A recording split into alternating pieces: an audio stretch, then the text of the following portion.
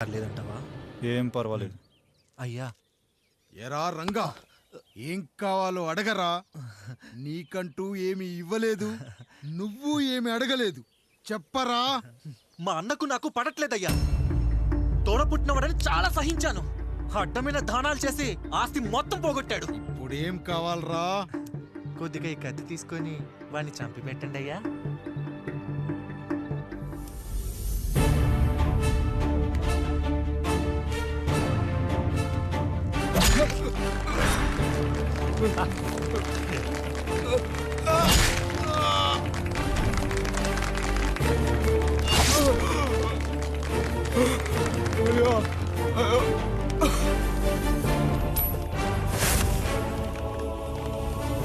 నాయుడు, అన్యాయంగా మా నాన్నని చంపేశావు. గుర్తుంచుకో, ఈ నాయుడి కొడుకు నీ కుటుంబం పాలిట సైనికుడిగా మారబోతున్నాడు. నిన్ను, నీ కొడుకుని, ఆడికి పుట్టబోయే కొడుకుని అందరినీ లేపేస్తా.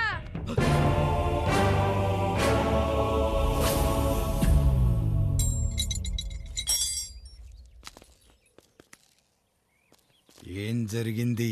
మీరు హత్య చేసినట్టు ఇప్పుడే సమాచారం అందింది. తగిన సాక్ష్యాధారాలు పరిశీలించిన పిమ్మట మీకు యావజ్జీవ కారాగార శిక్ష, 2000 రూపాయల జరిమానా విధిస్తూ అరెస్ట్ చేస్తున్నాను. అయ్యగారు నా కోసం చేసిన త్యాగాన్ని హత్య అంటుందా మీ చట్టం? ఇదెక్కడ న్యాయం? మనిషికి ఇచ్చిన మాట నిలబెట్టుకుంటే అరెస్ట్ చేస్తారా? ఏ దేశంలో ఉంది చట్టం? నన్ను ఏం చేయమంటారు రాయుడు గారు?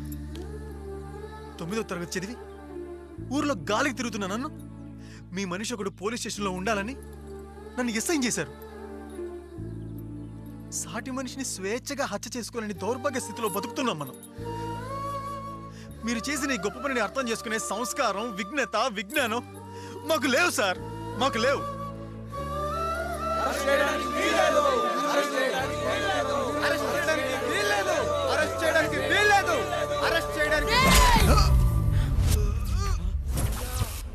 నాయుడు గారు,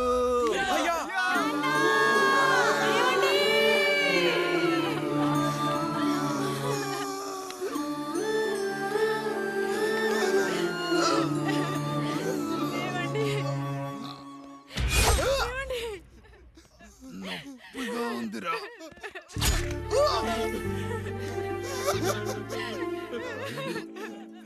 సుధా, నేను లేకుండా ఎలా ఉండగా? పర్వాలేదండి, బిడ్డలతో నేను ఉండిపోతాను. అయ్యో, ఈ పాడు సమాజం నిన్ను మనశ్శాంతిగా బతకనివ్వదు. ఇంతమంది పిల్లల్ని చూసుకుంటూ భర్త లేకుండా ఎలా బతకగలం?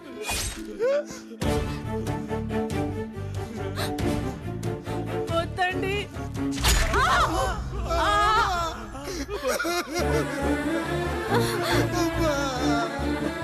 రాయుడు, బిడ్డలు జాగ్రత్త. ఈ రోజు నుంచి వీళ్ళంతా నీ తమ్ముళ్ళు, చెల్లెళ్ళు కాదు, నీ బిడ్డలు.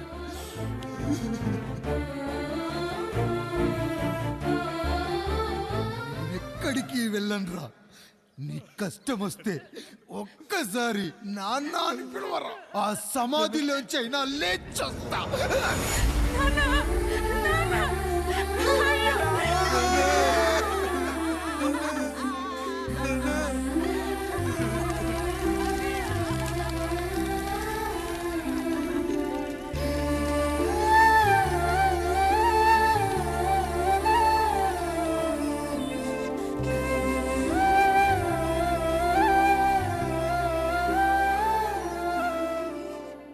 ఇందు మూలంగా 50 మందికి తెలియజేయనిదేమనగా, ఊరికి కొత్తగా వచ్చిన యాండ్రాయిడ్ తన తండ్రి పెదరాయుడు అని ఆస్తిలో వాటా పంచమని రచ్చబండిని ఆశ్రయించడం వలన గ్రామ పెద్దలందరూ రేపు 11 గంటలకు రాయుడు గారింటికి రావాల్సిందిగా కోరుచున్నాము.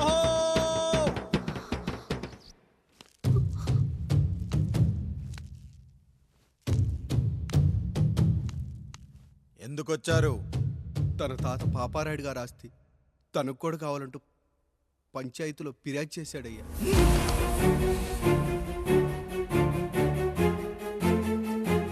మస్తా గారు, ఆ దస్తావేజులు ఇవ్వండి. అయ్యా, మరి మా సంగతి ఏంటి? అడగరేంటి? అవునన్నయ్యా, ఈరోజు మీ పన్మేష్ కొడుకొచ్చాడు, రేపు ఆ పాల్దం కూతురు వస్తుంది. ఇలా వచ్చినోళ్ళంతా మీ సంతానమేని తెలిసాక అదిగో ఆ కాముడు చెప్పినట్టు మా ఆయన వాటా కిందో బాత్రూము నాకో సబ్బు బిల్ల నా పుట్టబోయే బిడ్డకో బొట్టు బిల్ల ఇదే మిగులుతుంది. అయినా ఊరి జనాభా కన్నా అన్నయ్య పిల్లల సంఖ్య ఎక్కువైపోతుంది.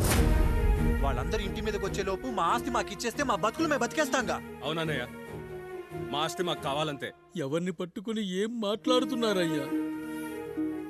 గా ఉన్నప్పటి నుంచి ఆయన మిమ్మల్ని సాగుతూ ఉన్నారు. ఈరోజు పెరిగి పండయ్యాక మా దారి మేము చూసుకుంటా ఉండడం న్యాయం కాదయ్యా, న్యాయం కాదు. ఏ ఆయన నీకో కొడుకునిచ్చాడా? వాడి పేరేంటి? ఐఫోనా? ఎరా ఆస్తి కావాలా? 4 బ్రష్లతో తోముకుంటే ఎక్కడ విడిపోతామో అని నా బ్రష్ టూత్ పేస్ట్ నీకు త్యాగం చేసినప్పుడు అప్పుడు అడగాల్సిందిరా అన్నయ్య ఆస్తి కావాలి అని. ఎరా నేను వాడిపారేసిన లంగోటాలు మార్చి మార్చి చొక్కాలు చేతిగుడ్డలుగా వాడారే, అప్పుడు అడగాల్సిందిరా అన్నయ్య ఆస్తి పంచు అని. రేయ్, నువ్వు 6 నెలల పసికందుగా ఉన్నప్పుడు పాల కోసం ఏడుస్తుంటే నిన్ను తీసుకెళ్లి పసుల దొడ్లో కట్టేశానే, అప్పుడు అడగాల్సిందిరా అన్నయ్య నాకు ఆస్తి కావాలి అని. రేయ్, మా తండ్రి గారు పాపారాయుడు పోలికలు నాకు, నా పోలికలు ఆండ్రాయిడ్కి. అసలు మా కుటుంబంలో ఏ పోలికలు లేని మీకు ఎందుకు ఇవ్వాలరా ఆస్తి? ఆస్తి లేదు, గీస్తి లేదు. Get out, get out, get out, get out, get out, get out అని నేను అనొచ్చు, కానీ అనగలనట్రా? అనలేను. ఎందుకంటే మీరంతా నా తమ్ముళ్ళు, నా చెల్లెళ్ళు. రక్తం తాగిన దోమ కూడా వెళ్ళేటప్పుడు కృతజ్ఞతగా ఏ మలేరియానో టైఫాయిడో వదిలి వెళ్తుంది. కానీ రక్తం పంచుకొని పుట్టిన మీరు ఈ అన్నయ్య కోసం ఆస్తి కూడా వదల్లేకపోతున్నారు కదరా. గుమస్తా గారు, నా యావదాస్తి నా తమ్ముళ్లకు చెల్లెళ్లకు వాళ్ళ పేర్ల మీద రాయండి. నాకు చిల్లి గవ్వ కూడా అక్కర్లేదు. ఇక ఈ ఇంటికి నాకు ఎటువంటి సంబంధం లేదు. లక్ష్మి, సావిత్రి, మీ చీరలు విప్పేయండి. ఇక్కడికి వచ్చేటప్పుడు ఏ చీరలు కట్టుకున్నారో వెళ్ళేటప్పుడు కూడా అదే చీరలు కట్టుకోండి. వెళ్ళిపోదాం. దస్తావేజులు తీసుకురండి.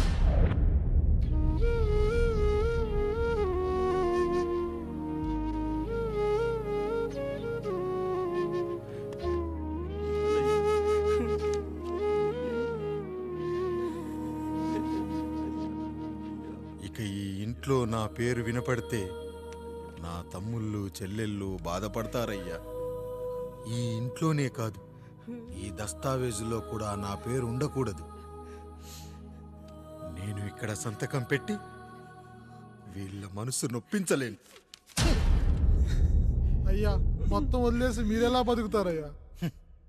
ఎండకు నీడలా, వర్షానికి గొడుగులా నన్ను ఇన్నాళ్ళు కాపాడింది. కష్టాల్లో సుఖాల్లో నాకు తోడుగా నిలిచింది. నా నిజమైన ఆస్తిని, కుటుంబ గౌరవాన్ని కాపాడింది. ఇదేరా నా ఆస్తి, అంతస్తు. ఇదే మా నాన్నగారిచ్చిన లంగోట. బంగారం అనుకున్నావు కదూ? మర్చిపోవడానికి నువ్వు నాకిచ్చింది అప్పు కాదు, ద్రోహం. అమ్మ వచ్చిన ప్రతిసారి అడిగేవాణ్ణి, అమ్మా నాన్నెక్కడా అని. నీ గురించి తెలిసాక నీ ముందుకొచ్చా, నీ బ్రతుకుని ఇక్కడి దాకా తీసుకొచ్చా. పిక్చర్ అభి బాకీ హే మేరా పితాజీ. నిన్నిలాగే వదిలేస్తే ఈ ఆండ్రాయిడ్ తో వదలవు. సామ్సంగ్లు, హెచ్టీసీలు, లెనోవాలు అంటూ కనిపారేస్తూ మా అమ్మ లాంటి వాళ్ళ కోసం తిరుగుతూనే ఉంటావు.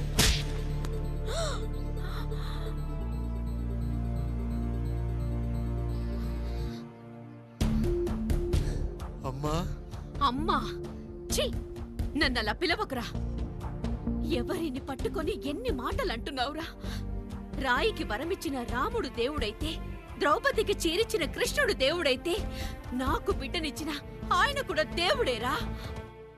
ఏంటి, ఇలానే వదిలేస్తే బిడ్డల్ని కంటూ వెళ్తాడా? అసలు ఆయన కంటూ సొంతంగా ఒక్క బిడ్డ కూడా లేడు.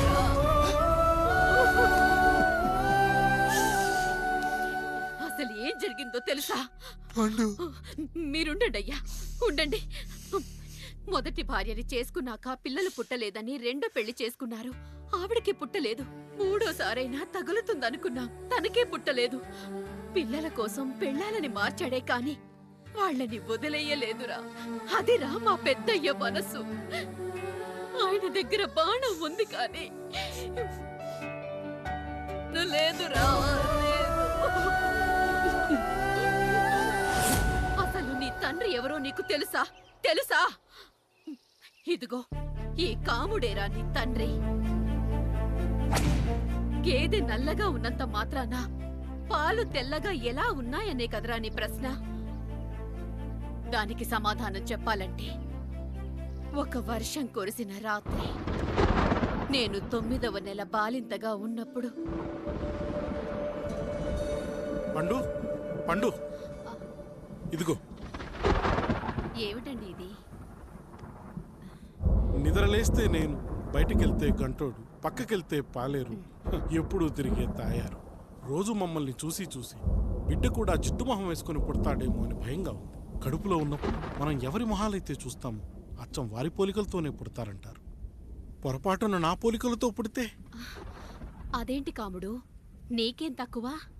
జుట్టు ఉండాల్సిన చోట లేకుండా అవసరం లేని చోట విపరీతంగా పెరిగిపోతుంది. మనకు పుట్టబోయే బిడ్డ గొప్ప అందగాడై ఉండాలి. ఇదిగో రోజు ఈ దేవుడి ఫోటోలు చూడు, వాళ్ళలాగే అందంగా పుడతాడు. కడుపుతో ఉన్నప్పుడు ఎవరి ఫోటో చూస్తే ఆ పోలికలతో బిడ్డ పుడతాడా?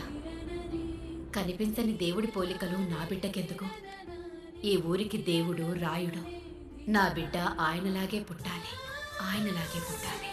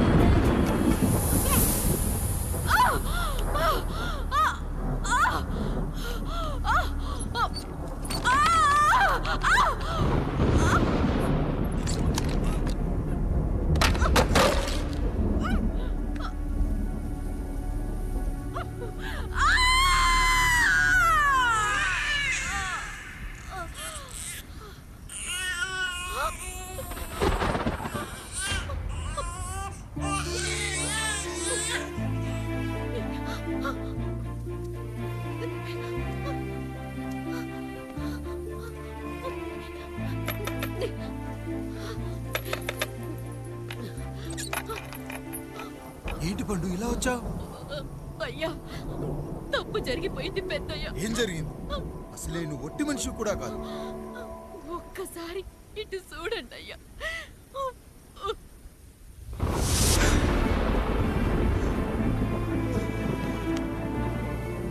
వీడేంటి అచ్చం నాలా ఉన్నాడు? అసలేంటి, ఎందుకు ఇలా జరిగింది? నువ్వు ఎప్పుడైనా చీకట్లో పంపు సైడ్ దగ్గరికి వచ్చావా? మరి అమలాపురంలో శివాలయం దగ్గర రత్నాలు నీకేమైనా అమ్మవుతుందా? పిఠాపురంలో పద్మ, రామాపురంలో లక్ష్మి, కాకినాడలో సుజాత. అయ్యో దేవుడా, అసలు ఇదంతా ఎలా జరిగింది పండు? అయ్యా, ఇదంతా కాముడి వల్లే అయ్యా, కాముడి వల్లే. కాముడా? కాముడి కుటుంబానికి నాకు ఏం గుర్తు రావట్లేదే. ఎన్నని గుర్తు పెట్టుకోగలను నేను మాత్రం. అయ్యా, అది కాదయ్యా.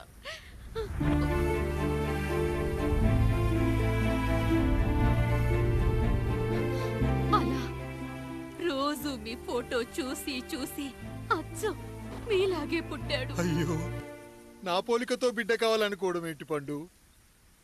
నువ్విలా చేయడం ఏంటి పండు? పోలికల కోసం ఫోటోలు ఎందుకు చూసావు పండు? అందుకే కదయ్యా ముందు ఆ డైలాగ్ చెప్పాను, తప్పు జరిగిందని. ఇప్పుడు ఏం చెయ్యాలయ్యా? స్వచ్ఛమైన మన ప్రేమను ఈ పాడులోకం అర్థం చేసుకోదు. కనీసం మీ ఇద్దరి జీవితం బాగున్నా ఆనందపడేవాని. వీణ్ణి ఇక్కడ ఉంచొద్దు పండు, బయటికి పంపించు. బయటికి పంపించి బాగా చదివించు. గొప్పవాణ్ణి చెయ్యి. వీడికి అయ్యే ఖర్చంతా నేనే భరిస్తా. అవసరమైతే ఆ డబ్బు కాముడి జీతంలో కట్ చేద్దాం. అయ్యా వెళ్లే ముందు వీడికొక పేరు పెట్టండి అయ్యా. వీడు ఇంకో రాయుడు, అంటే ఇంగ్లీష్లో అండ్ రాయుడు అండ్ రాయుడు.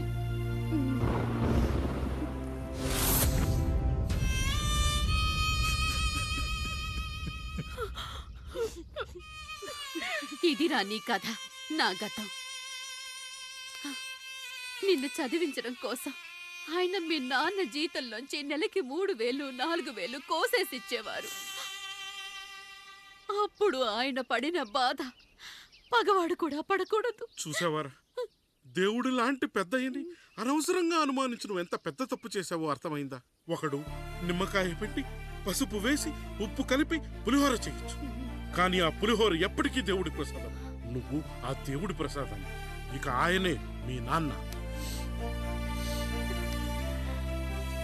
చూసావా అమ్మా, ఈ రోజు నుంచి నాకు 3 అమ్మలు 2 నాన్నలు. నీకు మాత్రం ఒక్కడే భర్త, నాన్నకు మాత్రం ఒక్కటే భార్య. మా నాయనే. అయ్యా, బిడ్డను ఒక్కసారి ఎత్తుకో.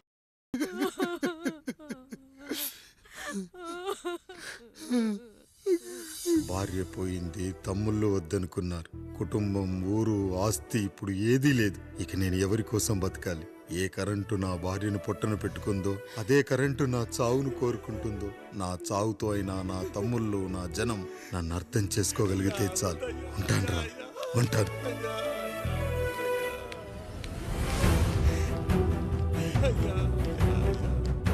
అయ్యా అయ్యా రండయ్యా, పెద్దరాయుడు గారు చనిపోతున్నారయ్యా. రండయ్యా, మీరన్న వచ్చి ఆపండి అయ్యా. అయ్యా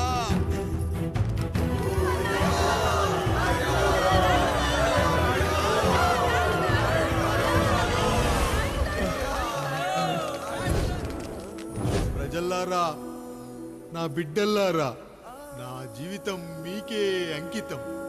మళ్ళీ జన్మంటూ ఉంటే మీకోసం తిరిగి వస్తాను.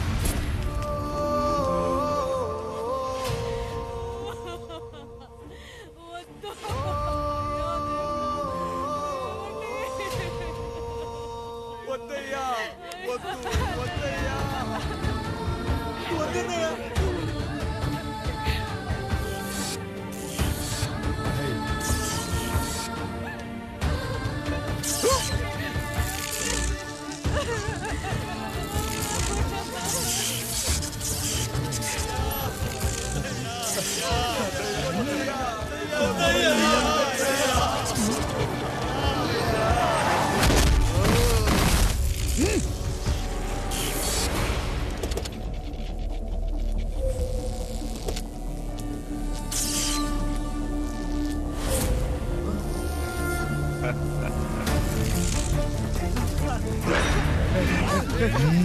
వదలండి.